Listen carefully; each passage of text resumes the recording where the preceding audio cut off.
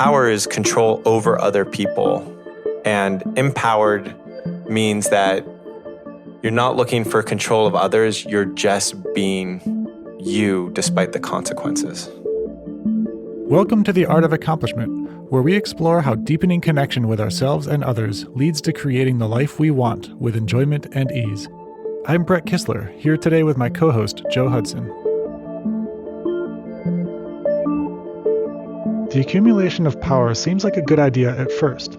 Then we see how deeply insecure some billionaires and leaders of countries can be.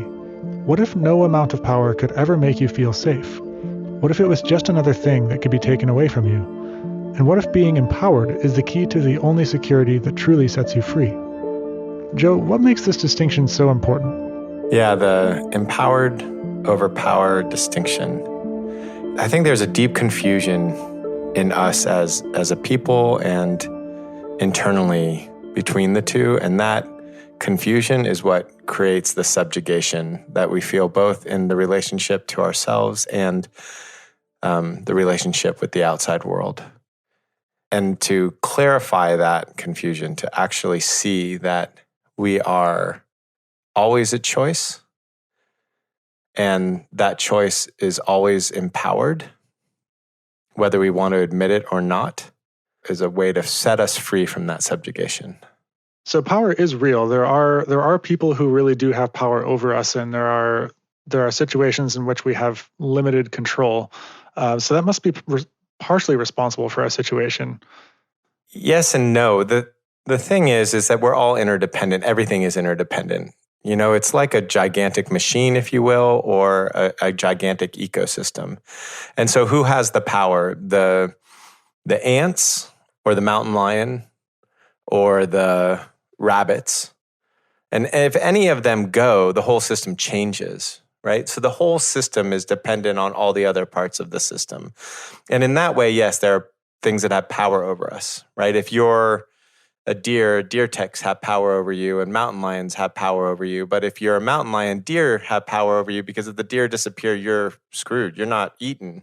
Mm-hmm. So there's a way of looking at it that says, oh, wow, everything that I'm interdependent on has power over me. And you can look at it that way, and it's absolutely true. The other way to look at it is that our choice is ours. We get to choose. We might not like the consequences. Like, we don't always have control over the consequences. And I think when we don't have control over the consequences, that's when the mind wants to say, oh, somebody has power over me. But there's nobody on this planet that isn't dependent on somebody else or something else. So, you know, take the most powerful person in the world. If people stop buying their product, or if people rebel against them, or if the price of oil goes to $20 a barrel and all of a sudden their money to control their society goes away. Everybody has something like that. You know, it's something that I think about oftentimes when I'm thinking about CEOs. And my experience in working with them is that they have more bosses than anybody. They have their key employees who they need to keep happy, their customers they need to keep happy, their shareholders they need to keep happy, their board of directors they need to keep happy. There's so many people who they are dependent on, or they need their approval, or they need them to buy into their vision in some way. And so there's nobody in this system that isn't dependent on other people. And there's nobody in this system that isn't scared to change the system because of consequences, right? Mm-hmm. So just as one person is sitting there and saying, hey, if I stand up for myself, I'll lose my job. There's a CEO that says, hey, if I don't give my quarterly numbers, I'll lose my job. If I don't get to the quarterly numbers, I'll lose my job. And there's a billionaire that's like, wow, if I don't keep on finding more oil, I'm going to lose my fortune. You know, there's just something everywhere. Everybody's got something. And so in that aspect, absolutely, everybody has somebody who has power over them. Right. I think we often think about the people who diversified, you mean like lots of customers or lots of people, as more powerful, meaning that they're not They're not dependent on one person. They're not dependent on one customer. They feel more powerful in our system, but everybody's dependent. So it sounds like kind of what you're pointing at in terms of power. When something has power over us, it's setting the constraints of our environment. And if we have power over someone else, we have the power to set the constraints for the system in some way. But that doesn't tell the whole story. There's what we do within the constraints and which constraints we buy into or don't. That's it, yeah. So inside of the constraints, you're completely empowered. And the way that you show up inside the constraints have to adjust. Meaning if you are scared of losing your job and you say, forget it, I'm going to show up the way that feels right for me. And if I get fired, I get fired. You will change the system. There's no way for it not to change, even if you get fired. There's no way for the system not to change. Right. Because there's no way that the way you interact with the system doesn't affect it. Yeah, even the structure of a company or even the interpersonal relations in your team will change if you're not being the same cog in the ecosystem that was existing before. That's right. And you see this, working with CEOs and working with billionaires, you see this all the time, that there's a whole bunch of things that they want to affect change on that they can't. They don't know how to, or that nobody knows how to, or it's just beyond their control. It's not like anybody in any situation doesn't have something that they are not able to affect the change on, right? There's billionaires that I know that if they could control everything, they would have more billions. And there's billionaires I know that if they could control everything, everybody would have social and economic equality, but they can't. Just like we can't, you can't, I can't, nobody can. As long as you need to control a situation to feel empowered, then you are subjugated. Yeah, that's not real empowerment. That's right. So where does this come from? Where does this yearning for power arise from, if not empowerment? Fear.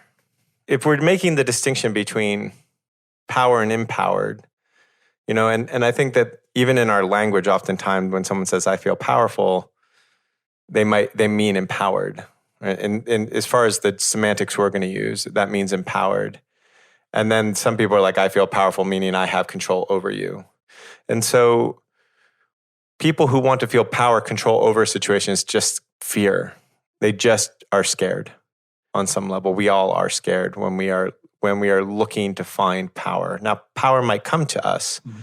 And just because I have power doesn't mean I'm scared. But if I'm looking for it, then I'm scared. And then how does achieving some sense of power actually satiate or affect that fear, or does it? It doesn't. It's like any addiction. There's a short-term high that you get, and then it's over. I remember when I was in like one of my poorest times in my life, when I had the least amount of resources. And my attitude towards money and power was just changing. And I was driving in my car and I was thinking, I don't have enough. And as it turned out at that time, I knew several billionaires. And I kind of went through the list and I'm like, they're driving around right now thinking they don't have enough either. I'm like, I'm a billionaire. My situation and their situation is no different. Like, yeah, they can affect some change in a way that I can't, but I can affect some change in the way that they can't. Like, I could imagine a situation where a billionaire even feels more powerless because they realize they have all this money and they're actually not able to change the world. So they don't get to believe that money would solve that problem for them. Yeah, that's right. Yeah, that's the thing is like one of the best investors I ever met said that if you see somebody who thinks that money's going to solve their problems, don't invest. And they're dead right. Capitalization doesn't solve problems. It just makes them bigger. Often. Yeah, you throw money at problems and you end up with bigger problems that require money to sustain. Yes, that's right. Yeah, so it's like this illusion. Once you have the power, then you got to worry about holding on to it. It's another billionaire guy told me at one point, he said, everybody works, Joe. Everybody works. If you have $1 billion, you got to work to maintain it. Everybody works. Mm-hmm. Or even if you're going for social capital, you have the $1 billion, like you still have to work to maintain social capital and connections and. Right. Yeah. Or you've got, $54 billion and you can't affect an election. Right. One guy with maybe $1 billion can beat another guy with 54 billion who can, both of them can be beaten with somebody with like less than 1 million. Power isn't accumulated by more power. It makes it easier in some level, in some forms of power, but sometimes having large amounts of power actually make it harder to accumulate power. Like in the current election cycle, trying to get elected as a billionaire like takes you down a whole bunch of notches already. Right. Or being a really big shot investor with a lot of power, on some level, there's some benefits to it. And on other levels, a lot of people follow you, which creates complications as far as like liquidity and other things. It's the same thing with somebody who has the power of leadership in a small community. On one level, there's certain things that they can affect change around that other people can't. And in another level, there's certain things they can't. There's a certain balance that is struck in any leadership position, and some things can be taken away from you more readily, and some things you can't affect change on. And it's something that I realized when I was in boards of directors, that sometimes in certain boards of directors, I had more power being off the board than I did being on the board. Because being on the board, I was part of the dynamic, and I couldn't help the leadership see through the dynamic. And my capacity to help people see through the dynamic was more powerful than having a vote. Right. Having the unseen hand behind the curtain kind of thing. Like the way that I define power is that power is a thing that can be taken away from you. Empowerment can't be taken away from you. Power is control over other people. And empowered means that you're not looking for control of others. You're just being you despite the consequences. Power is looking to find safety. It's an expression of fear. Empowered is standing in the face of that fear and being truthful to yourself. And if you think about like every story that we've ever heard, it's always the story of the person who goes against the consequences for their truth. This is what we long for in ourselves, is that I'm going to be empowered in a way that I will do the right thing despite the consequences, whether I'm saving somebody from a burning building or whether I'm risking my job to be authentic. That's what empowered is. Yeah, the burning building one's a good example, because like running into a burning building to save somebody, the fire has power over you. There's nothing anybody's going to do to change that. But you are going into the burning building to do your truth, to try to save, somebody. And regardless of the consequences, and you're willing to experience and feel the consequences of coming up against something with much greater power than you. Yeah, that's right. And there's the kind of the material power, like a money or gun or fire. And then there's also just kind of the power of influence over you or other people. And what I notice is that when people act empowered, 8 times out of 10, maybe 7 times out of 10, the consequence that they're scared of doesn't come to pass. Even though the moment before they take that action, they're pretty sure it's like inevitable. Right. If I'm saying I'm going to be true to my wife, even though I might lose her, 8 times out of 10, I'm not going to lose her. If I'm saying I'm going to be true to myself, even if I might get fired, 8 out of 10 times I don't get fired. Right. Fire, if you're actually going into a burning building, I don't know what the odds are. It's not something that I have enough experience. I will say the other part of that is that even when you act empowered and things don't go the way you want them to go, they end up going the way you want them to go eventually. Meaning, yes, maybe your wife leaves you, but eventually you get in a relationship that works for you. Meaning that as you act empowered, as you act in your truth, the world that can handle your truth surrounds you, and that becomes your reality bubble. Right? We're all in these echo chambers. If I believe one political thing, I'm going to be in an echo chamber of verification of that. If I believe something else, I'll be in an echo chamber that verifies that. It's how our consciousness works. And if we're true to ourselves, we end up in an echo chamber that is true to ourselves. Right. And it seems there's like a difference between the actual constraints that our environment places on us and then the predicted constraints that we are simulating, that we are that we're actually acting on, which are not exactly the real constraints of the environment. And if we start operating in a way that don't fit the constraints of our immediate environment, we may end up losing the partnership, we may end up losing the job. But if we stick with the operating as though the world had the constraints that we want, eventually we will only end up fitting into a system that fits those constraints. That's right. And you see this in great leadership, right? So I would say that one of the ways that you know that you're empowered is that you're acting in a way as if your reality is already true, that your vision is already true. Mm. So if you're a civil rights leader, you're acting as if you are already equal and free. And you're being that example for everybody to follow, and you're assuming that everybody will treat you that way. And it starts bending the world into that way of treating you. And if you feel like you're less than, then your civil rights movement, by its nature, will have more friction in it. More people will treat you as you're less than. Mm-hmm. And it's the same with anything, whether it's like, if you're acting as a leader of a CEO and you're like, of course we're going to be successful, and you're acting like you're successful, when you're in the negotiations, you're acting like you're successful, then the world wants to bend towards that. It doesn't mean it bends towards it all the time, but it wants to bend towards that. So that's what being a visionary is.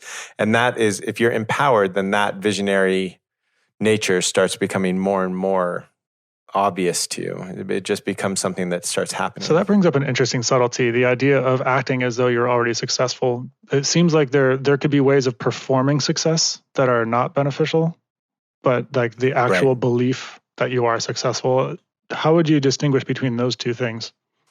The way I would distinguish between those two things is that there's a great story of, it was an admiral in the Navy who got into a POW camp in Vietnam, and he was asked, who made it? Who didn't make it? He says, well, who didn't make it was easy. That was the optimist. And the interviewer is like, what do you mean optimist? And he said, means that they thought they were going to get out by Christmas or by, the next season or whatever it was. They didn't make it because when that came and that timetable came and left, they became defeated in it and they didn't make it. He said, well, who did make it? He said, well, that's clear. It was the people who thought that they would get out. The people who maintained that vision of their own freedom. Right. So in that sense, like the people that are performing, if we find ourselves performing successfulness, and then like signs of failure come, then that can just completely break down and we'll actually just believe we're a failure and that'll be the end.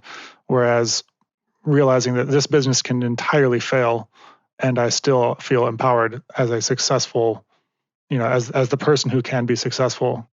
Correct. And will be. Mm-hmm. It might be the next business. Right. Yeah, and you see this all the time when people are transforming, when they're changing, they have this massive breakthrough and then they go, then they feel disempowered because of the power of the pattern. And they're like, how do I keep it? How do I keep this breakthrough? And as soon as you see that, as soon as you see somebody start wrestling with how do I keep it, you know that it's going to be in flux. You know that it's going to pendulate back and forth for a while. But when the person sees it so clearly that they're like, of course, this is what's happening, then it's over. Even if it comes back a little bit, it's over. Like the whole process is quicker. So if somebody's like been getting angry a ton in their world, and then all of a sudden they have this breakthrough of like, oh my gosh, it's not that I'm angry, it's that I'm hurt. And they start crying and they see this new reality. And they're like, yeah, of course, they don't need to hold on to it. Then you know that change is going to be smooth and quick. And if they are like, oh my God, I see it, how do I keep it? Then you know that then they're not fully empowered. Yeah, there's a belief that's fragile then, and that they don't really have it. And in that belief system, they still feel like this thing has power over them, right? This influence. And what's interesting is, of course it has power over you.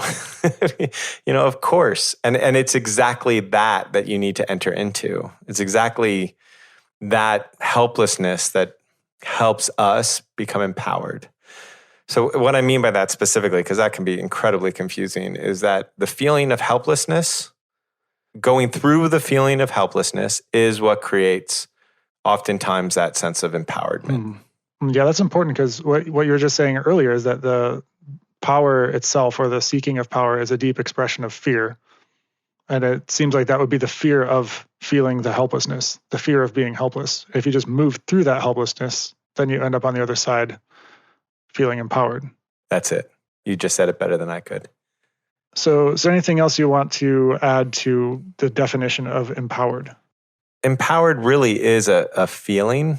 It's a state. It's not a life condition, meaning you can be a billionaire and feel empowered, and you can be in poverty and feel empowered. It's not really about how many resources you have. It's about your resourcefulness. It's knowing that you have the courage to do what's true for you. And the other thing about empoweredness is that you can't really love without it. Like if you look at all the people who we see as beacons of love, there's a deep sense of empowerment to them. And if you close your eyes and you go inside and you feel what it is to be unconditionally loving, and then you feel what it is to be unconditionally empowered, you'll notice that they're two sides of the same mountain. And the peak, you can't get to the peak without both sides of the mountain. So I'm curious about what are some of the different ways that we allow ourselves to have power taken over us.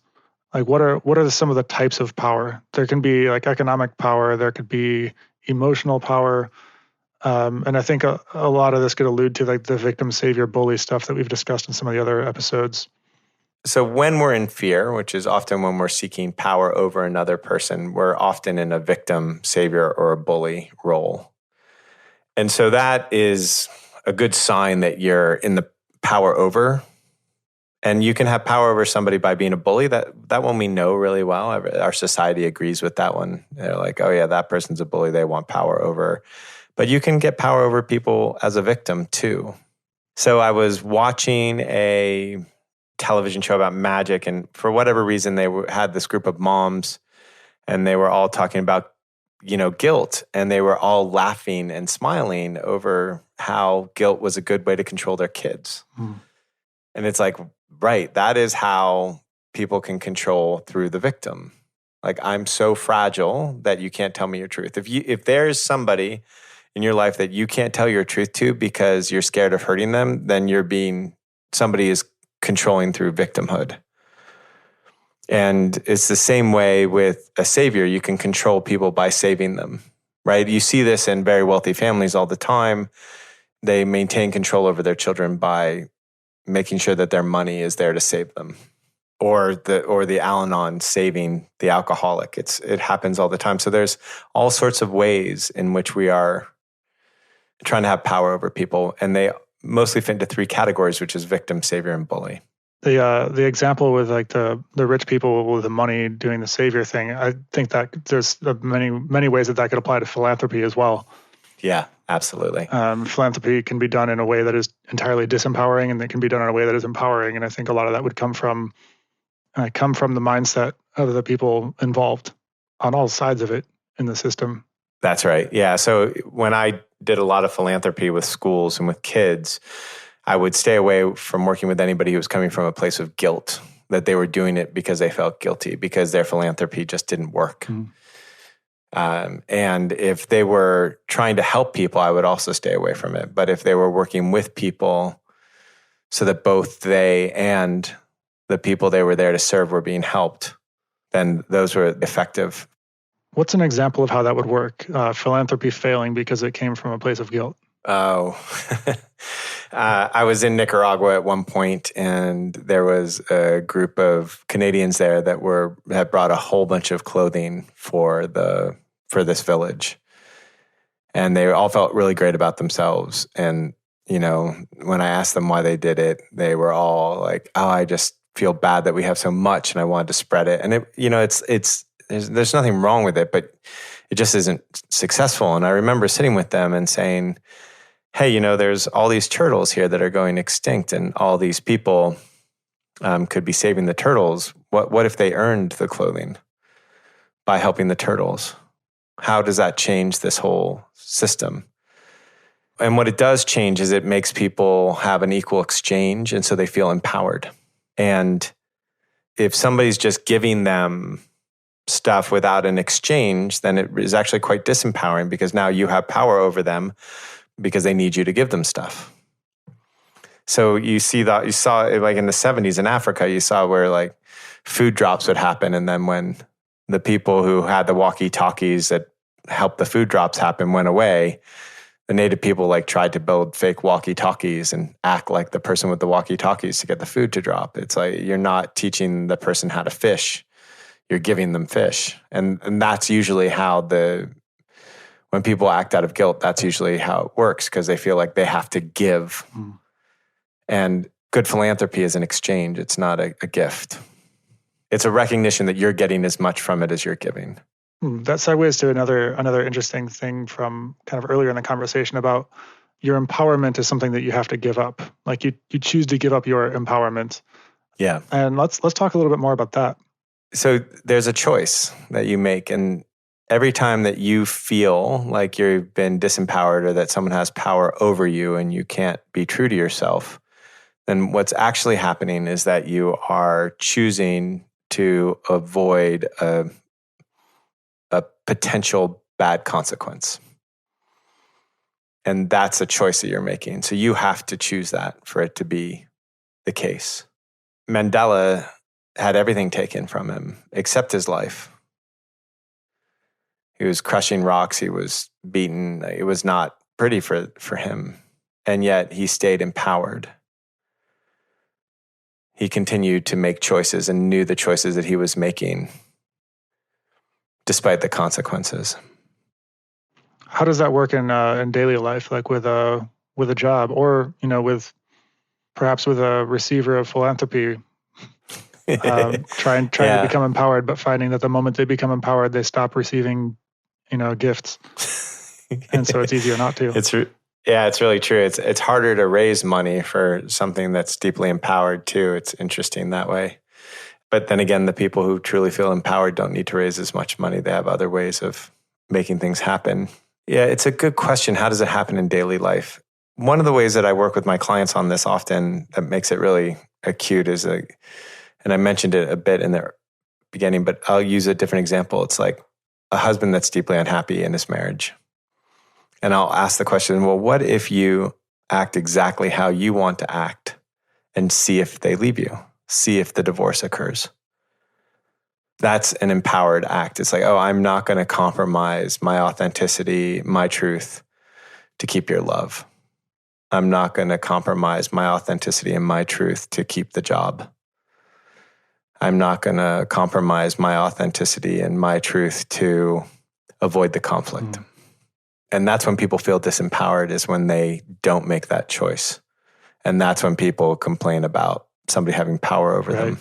Right, like believing that we're not going to be able to find another job if we leave this job, or like believing we're never going to find another partner if things don't work out with this one and we don't conform to this structure we're in. Right, yeah. And then that becomes pretty obvious pretty quickly when you're dealing with like one-on-one relationships. But then when it comes to like being in a company or being in a country or being part of a geopolitical system, it becomes a little bit harder to see, because the change that you're creating is just less palpable. It's because it's a numbers game. And so it becomes harder for people to see in that way, but that's an intellectual thing. On an emotional and a gut level, you feel it right away. You know it right away when you are acting empowered in those situations. Say, oh, I'm going to be this way. And I see it all the time. It's like, if you look at the people who are breaking the social norms in a way that is liberating for them, that are the front runners or the trailblazers, if you look at those folks, they are the ones who are not buying into the consequences. And it's contagious then. Like if you're looking for a social change, it requires empowerment on a population level. And it might feel from a disempowered place that if you're the only person who becomes empowered, you're just going to get steamrolled by the system. And yet you look at examples like MLK, and it's one person was empowered enough to have like a halo around them, creating more empowerment. And Right. enough of these And people. he died. Right. So there was somebody who had a gun, and that's real power, and it affected change. And he had real power, and it affected change. And both of the man who shot and the man who got shot in this particular case, both affected massive change in the world. The difference between the two is one felt empowered and one felt disempowered. And so the change that we effect when we feel disempowered usually doesn't serve ourselves or humanity.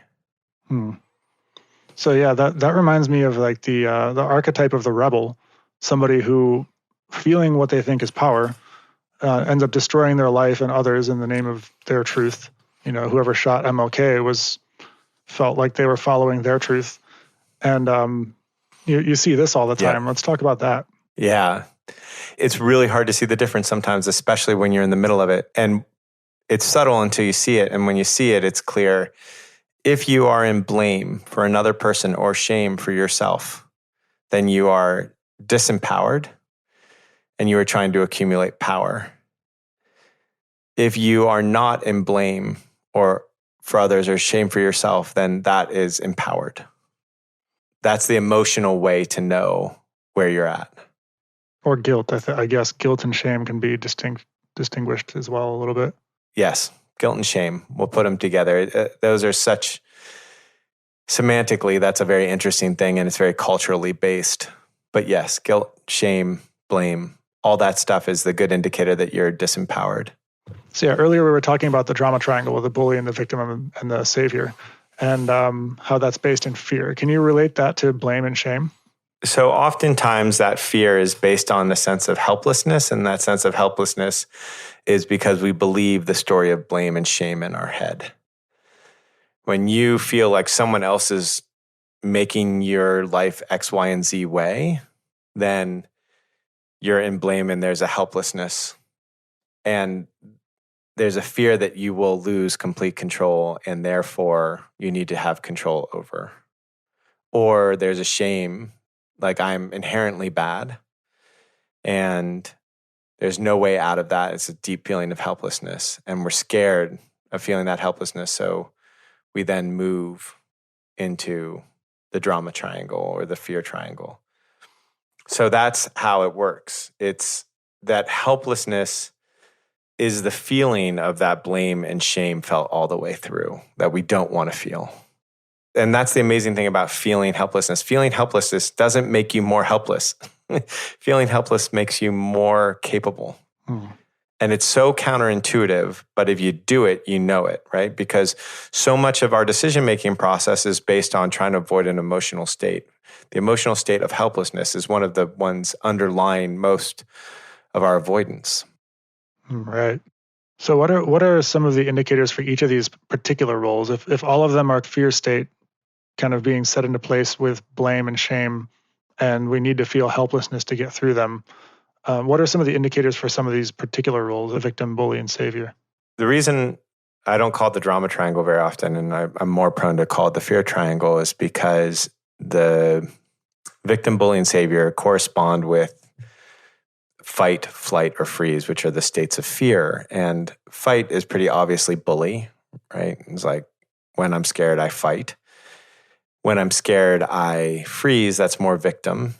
And when I'm scared, I fly. That's savior. And that's the harder one to understand. But what happens is I run away from myself and my own experience, and I try to fix you so that I can feel safe. If I can make it so you don't get drunk, I'll feel safe. If I can make it that you're happy, then I'll feel safe.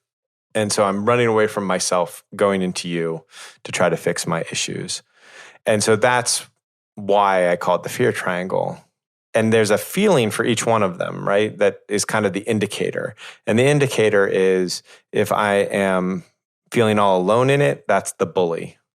And if I feel obligation, that's the savior. And if I feel stuck, that's the victim. And in actuality, we'll feel all three of these things. If you really slow it down for a minute, and you'll notice that you'll feel all three of these things in a moment of fear. my wife comes home, she's in a horrible mood, and I feel helpless that now my mood is going to be screwed up and the house is going to be screwed up and, the kids are going to be screwed up. I'm like, I can't do anything. I might feel alone, like, oh God, I can't do, I'm the only one who has to fix this thing. And then I feel, oh my God, I got to do something for her so that she feels better. And then I'm like, I'm stuck with this thing. It's like all three of them can happen slowly or quickly. But there's one that usually we dominate in situations that are dominating us in situations. Right? Most people tend towards fight, flight, or freeze most of the time. Yeah, I personally tend towards the savior. Yeah, I have tended towards both savior and bully. Those are the two places I'll go depending on the circumstance. Yeah, and often in quick succession. Right. Let's talk a little bit more about how this works in companies and in teams. So it works in a number of ways. The first is you see this happening all the time in companies and teams, is that somebody's acting like the victim, or some group is acting like the victim, some are acting as the savior. There's different ways that they're trying to create control. The less empowered the team feels, the more drama. And that's a great, as soon as you walk into a team, if it's super political, it's just like, wow, everybody feels disempowered. You just know it. And if it's somebody where everybody feels empowered and they feel like they can affect change, there's so little politics that are going on. So it's a great litmus test. Right, because politics is that control mechanism. Correct. Yeah, it's that fear, right? Drama, right? And that's the thing that you see in politics everywhere. And I don't mean politics as in people running countries. I mean politics. It might be people running countries being political, right? It's a deep expression of fear and people trying to capture power. And it's because everybody feels helpless and feels like they're not actually able to affect change in a way that's meaningful. So how do you affect this kind of change in a company, whether you're leading the company or you're within the company or, at the bottom of some ladder? Well, this is the tricky bit, right? Because as a leader of a company, you want your people to be empowered. And you also often, out of fear, want to limit their capacity to affect change, right? I don't want the new mail clerk to decide, what my initial public offering price is going to be. So it's this constant balance of people feeling empowered, you wanting people to feel empowered, and at the same time, a fear of having that power kind of run away, or this lack of control. And this is the balance and the subtle war that's happening oftentimes with leaders. And you'll hear it all the time because they'll say something like, I wish everybody would act like the owner of the company. And they mean that to a point, meaning they want everyone to take responsibility like that, but they don't want everybody to have all the benefits, and they don't want everybody to have all the choice that they have. So it's this very interesting balance that happens. And what you see is what's happening in those companies is that the empowerment and the roles have gotten confused. So if everybody can feel empowered in their role, and their role is defined, and how decisions are made is defined, then people feeling deeply empowered is incredibly good for a company. And as soon as those roles aren't defined well, as soon as people don't know what they have to do to be successful, then a whole bunch of empowered people just creates a lot of mess. So it sounds like there's a bit of a paradox here where, having well-defined roles and well-defined processes is structure, and that could be something that people feel has power over them. But then also what you want is them to feel empowered to push back and change that structure, or work fully within the structure and also perhaps challenge it. But if you don't have structure, like clear goals, criteria for success, loving accountability, transparency, then what happens there? There's a powerlessness in having no structure. That's right. Yeah. So if there's no way to affect change or make decisions, then what you'll have is this crazy politics with people trying to get power so that they can feel safe. So yes, you want to have some sort of structure that allows itself to change. And as structure that doesn't change without very specific things happening, so that people can feel safe, that they know what to do, that they know what success means. And this doesn't matter if it's AA or Enron, right? So in AA, it's like there's a very particular structure that has to happen. There's 12 steps, and there's the way that the meetings get run, and that structure happens, and it's important, or people can't feel safe in those environments. In Uber, there's very particular structures in place. There's, I'm going to rate you 5 stars or not. And there's another structure of making sure that drivers don't rip other people off by tracking them on maps. Those structures are really incredibly critical, or people don't feel safe. Will those structures need to change over time? Absolutely. But you need the structure for people to feel safe and know what their roles are. And you need to be able to make room for people to grow and change their roles. The Constitution of the United States does a pretty good job of it too. Yes, that's a structure. Yeah. And so that's the balance that you're constantly looking for, is like, how do I create the amount of structure that makes people feel safe, but also gives them autonomy and gives them the capacity to feel as empowered as possible. And includes mechanisms for that structure itself to be updated to match reality. Absolutely. Right. That's it. And so that's how looking at companies, and what you see typically is the more transparency and the less structure that creates safety, like the more elegant the structure is that creates safety, then the more successful the company. So taxi cabs becoming Uber is an example of this. Less structure, less infrastructure, but creates actually more safety. It's the same thing that happened with like GM and Toyota. Like Toyota became more decentralized than GM, which was at the time the most centralized company. So that decentralization, but still maintaining the structure, is what usually gives those companies a competitive advantage. And the reason is because it creates more empowerment with the employees. Seems like this would also promote scalability for a company, because if you have 100 empowered decision makers instead of 3, then more decisions can be made and more information can be processed. That's exactly right. Yeah. And so you saw that there was I can't remember, it was one of the Malcolm Gladwell books, talked about how in this war game that the Pentagon does, that like this small band of people beat the U.S. Army because their decision-making was happening at the bottom. But there was some set of principles, some set of structure that they could all operate within. And that's basically how you do it. It was in David and Goliath was I think his book. And so you see that all the time. And you see it in business books as well, like Reinventing Organizations, where this same kind of principle is there. Yeah, another war game example, would be when Rommel first encountered U.S. troops in Northern Africa. He was like, oh, wow, these guys are totally green and completely disorganized. It'll be a cinch. And then not long after, he was writing letters back to Germany, like, wait, don't underestimate these people. You can cut off an entire unit from their command and somehow they'll still figure out how to fight. But this isn't just an external thing. This is an internal thing as well.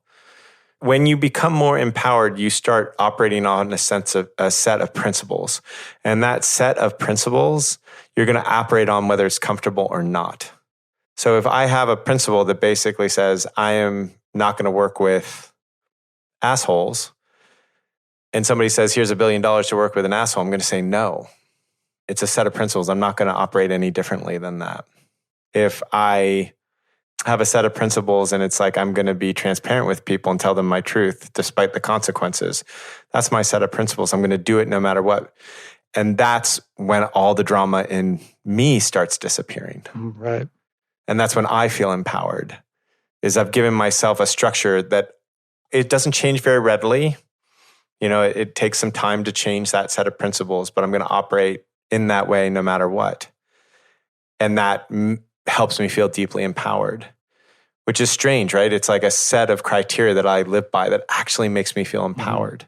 Yeah, it's as though this entire process of inquiry into values is to create a more and more consolidated, elegant structure by which we live our lives, so that we don't have to think about the complicated consequences and how the consequences are going to play out of what if I say this to my boss or speak my truth here or leave this job. It's just this is simply how I want to live, and I'll accept the consequences if that's what it takes.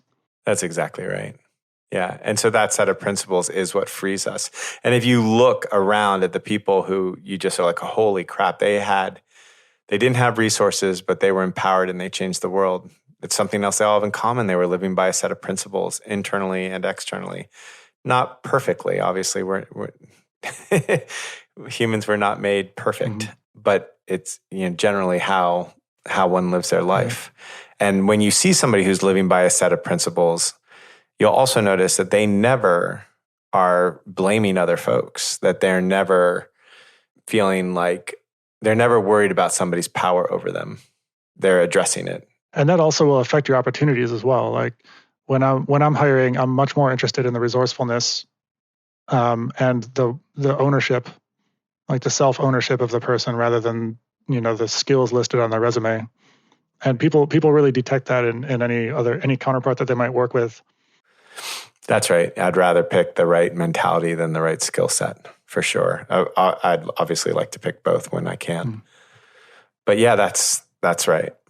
So this is what happens internally, as like I said, as well as externally. The drama internally goes away when we feel empowered internally, when we don't feel like that we will make the choice even if it's uncomfortable. So even if I have to feel helpless, I'm going to make that choice. Even if I'm not going to have power over somebody else or try to have power over myself. I will rather feel the discomfort of the fear and the helplessness. I'll rather enter into the shame. I would rather allow my own destruction as far as the destruction of my identity as one who's put upon, or my identity as one who's valuable. I'd rather allow that to be destroyed rather than move into fear and act from fear and try to have control over somebody. So it's an internal and an external thing. And when you figure it out internally, you have no choice but to act it externally. So if you feel like you are subjugated by something externally, then you also feel like you're subjugated by something internally. Well, that sounds like a great point to wrap this up on. Thank you very much, Joe. Yeah, pleasure, Brett. Thank you very much. Thanks for listening to The Art of Accomplishment. If you enjoyed what you heard today, please subscribe and rate us in your podcast app. We'd love your feedback, so feel free to send us questions or comments. You can reach out to us, join our newsletter, or check out our courses at artofaccomplishment.com.